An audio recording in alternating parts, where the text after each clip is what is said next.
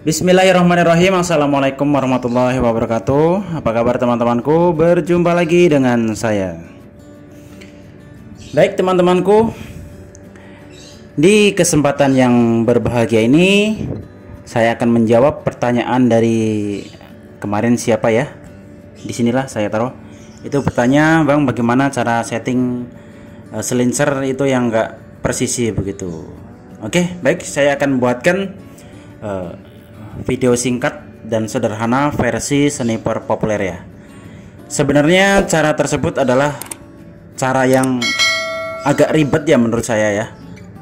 Tapi bagi teman-teman yang memiliki selincer ataupun perdam itu yang enggak center atau enggak presisi, jangan dibuang dulu ya. Teman-teman lakukan dulu hal sebagai berikut ini yang saya contohkan.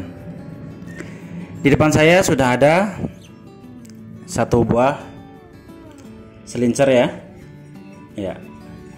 Ini dulunya juga nggak presisi teman-teman. Maksudnya itu nggak pas. Namun setelah saya akalin ya, atau saya setting-setting begitu, akhirnya kita bisa memakai selincer ini.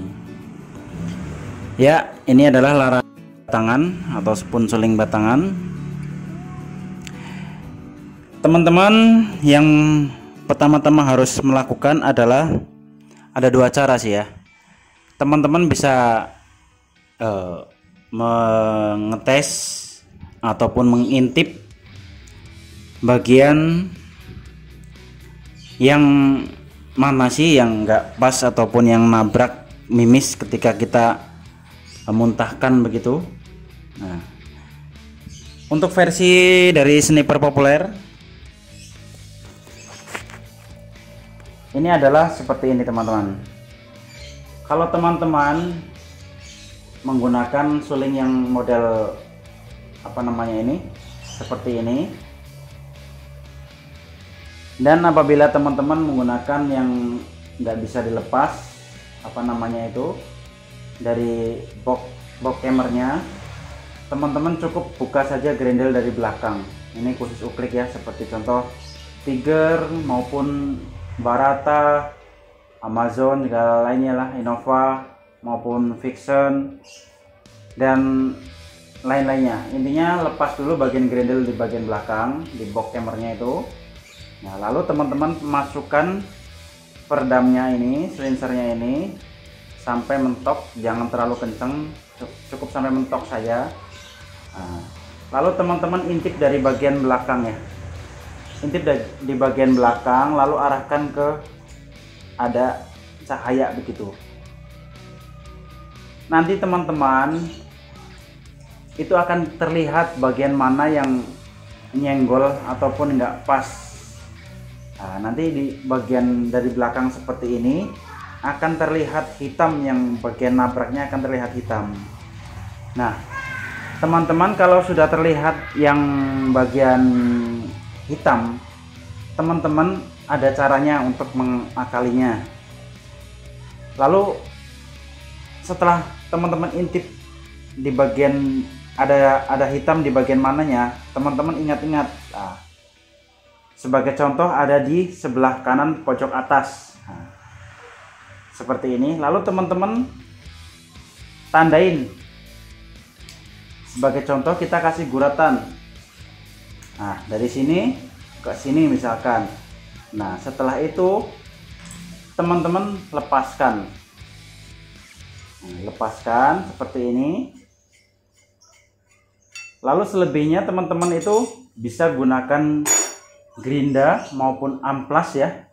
Amplas itu untuk mengamplas yang bagian kita tandain tadi. Kita tandain yang tadi itu, kita tandain, kita amplas. Ya. Perlahan-lahan teman-teman, jangan terlalu semangat mengamplasnya, perlahan-lahan tergantung dari ketebalan hitamnya tersebut. Amplas, karena kebanyakan selincer ini bahannya dari dural ya, dural yang lembek, jadi gampang kita amplasnya. Di amplas bagian yang kita tandain tadi, jangan ke bagian yang enggak kita tandain.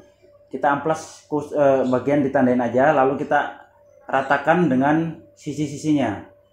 Oke, lalu setelah teman-teman sudah mengamplas, teman-teman pasang kembali, lalu teman-teman intip kembali.